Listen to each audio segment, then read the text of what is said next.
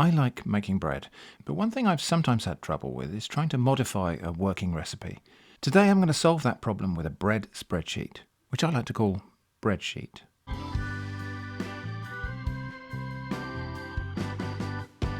This is all based around recipes that use a fairly standardized bread making method where a yeast leavened dough is mixed, proved, knocked back, proved again, then baked.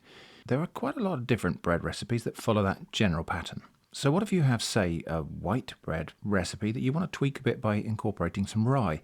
You might think it's as simple as swapping out some of the white flour for rye flour, and sometimes that does work, but often the results can be disappointing because different kinds of flour have different densities, so replacing 100 grams of white flour with 100 grams of rye flour might result in a different total volume of dry ingredients. Similarly, different flours may not be equally absorbent, so just swapping some of the flour may result in a dough that is too wet or dry. And it's the same problem but in reverse if you use volumetric measurements. Different types of flour just aren't the same as each other. What stands a greater chance of working is to take a proportion of the whole recipe for white bread and a proportion of the whole recipe for rye bread, then combine these two half recipes at ingredients level. So I made this spreadsheet where each column is a different bread recipe and each row is an ingredient, and then filled in the grid. And on this row at the top I put a percentage representing how much of that recipe I want. The amounts of each component from each column will be calculated and then added together over here at the left. And of course, using this, I'm not limited to combining just two of the recipes. I can take a bit of each or several, or I can increase or decrease the relative proportions of different parts to bring out more of the characteristics of one or the other. Editing shrimp here, just a quick interjection to clarify that, of course I am aware that bakers already have spreadsheets for their baking formulae. The intent of what I'm doing here though is slightly different, in that I'm looking for a way to take two or more existing or established recipes and kind of hybridize them or smash them together. I've tested this quite a few times now with different combinations and it really does seem to work. I suppose that shouldn't be a surprise. Here's a combination of 50% of the pseudo keto bread recipe I made, which was based on a recipe from Mary's Test Kitchen, that's in a previous video, with 50% of a multi-seed wholemeal bread. Reason being that although I'm not personally doing keto, I do like the idea of making a loaf of bread that isn't so heavy on the carbohydrates, and the keto recipe, although it was in many ways remarkable, was a bit spongy and weird to eat. So creating a hybrid between that and something else turned out to yield a really tasty bread that was still pretty virtuous in terms of nutrition. Here's another combination that's 40% white bread, 30% of the sub-keto, and 30% rye. This has some of that nice chewy substance that you get from rye bread, but still some spring and lightness from the other things in the mix. I should note that I haven't bothered to create a row in this spreadsheet for the yeast, as that's assumed to be the same for any of these loaves. And at the moment I'm using a tin of instant yeast that, although it is instant, it does still need to be bloomed in water with a bit of sugar. So I measure out the water that I use for blooming the yeast and count that as part of my total water for the recipe. Anyway, let's take this for a full test on camera. Oops, I'll just correct that little typo there. We'll make a loaf that's going to be 25% each of the sub-keto bread, wholemeal multi-seed, regular wholemeal and rye. This should produce a really nice, nutty, very brown tasting bread.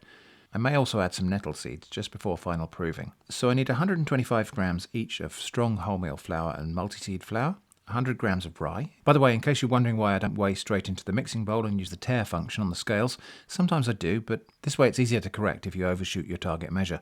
Also, these scales have a habit of just turning off after a set period of time, even if you're right in the middle of weighing something. Anyway, 44 grams of vital wheat gluten, 31 grams of milled flax, and 25 grams of oat bran. I'll also need 13 grams of oil, but I'll add this when the yeast is about to go in. I nearly forgot the salt. There was also a teaspoon of salt that went into the dry mix, but the camera wasn't rolling. I'd better put salt on the bread sheet. I was going to just assume it's the same for every loaf, but it's probably better to calculate it, as we'll see later.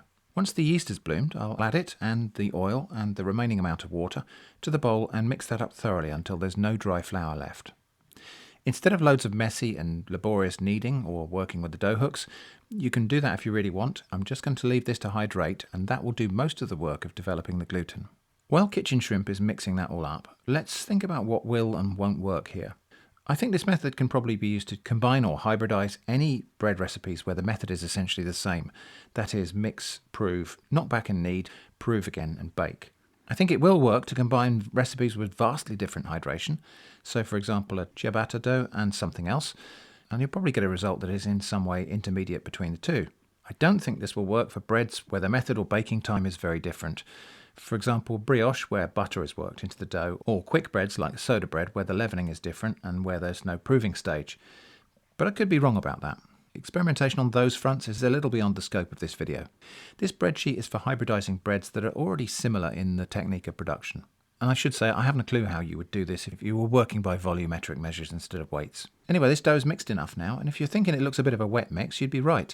That's because two of the component recipes, the rye and the sub-keto, are both quite wet mixes at the start, but they need that moisture to properly hydrate their ingredients. That's exactly why this method of portioning and combining whole recipes works, whereas just swapping out a portion of dry ingredients might not. After an hour or so in a warmish place, my dough has doubled in size, and even at this stage it smells like it's going to be a really tasty loaf. Rye flour ferments quite vigorously, and there was a lovely sort of grainy, beery smell to it all. I kneaded it for a couple of minutes on the floured surface, just folding over, pressing down and turning like this. Sometimes I just use the dough hooks on my hand mixer if I don't want to knead by hand. I prepared my loaf tin by brushing the inside with a little bit of oil. Then I rolled out my dough to a long oblong shape, approximately the same width as the long dimension of the pan. I'm going to add some stinging nettle seeds to this one. I spread them all across the top of the rolled out dough, then rolled it up tightly like a Swiss roll, trapping that layer of seeds inside the roll. Because these seeds are going in after the dough's already hydrated, no adjustment to the recipe is necessary to account for them. Or so I thought. More about that in a minute. Then I placed the roll carefully into the loaf tin with the loose end at the bottom, and it's worth doing this roll-up method even if you're not incorporating seeds. It just seems to make the loaf much more even in shape. And then I left it in a warm room covered to rise again. And rather than setting a time, I'm just going to let the bread tell me when it's ready to be baked. It occupies about half the tin before final proving, so when it's again doubled in size to fill the tin, it's going to be time to bake it. Not all of the recipes in my breadsheet are the same total weight or size if you were to make them individually as whole recipes. But because we're portioning the whole recipe, that doesn't matter. It might just affect the total final size of the loaf. And so I just tend to pick a tin that's about twice the size of the dough after knocking back and kneading. Of course, if I want to make a bigger loaf, there's nothing to stop me entering percentages that add up to more than 100 in this breadsheet. The simplest way to think of that is if I want to make 2 loaves of plain wholemeal, I just enter 200% over there. It simply doubles the recipe for me over here. But if I want a big mixed loaf, I can just enter whatever numbers seem appropriate in each of the columns. Bearing in mind, of course, the size of my biggest mixing bowl. And that's the reason for putting the salt in that list, by the way. A bigger loaf will need proportionally more salt. I'll probably put rose in for the yeast and sugar too. After 35 minutes in the oven at 210 degrees Celsius, with a pan of boiling water on the bottom shelf for steam, the resulting loaf looks pretty good. I just need to turn that out onto a rack and let it cool fully before attempting to slice it. And here's the bread. I think that worked pretty well. It tastes really good. And it's like all of those different flours and ingredients came together here to make a really nice, nutty flavoured wholemeal loaf that's got a lot of good stuff in it. It slices really well, but it turns out those dry nettle seeds did allow the dough to pull away from itself in places. I probably should have sprayed or brushed the rolled dough with a little water before adding the seeds.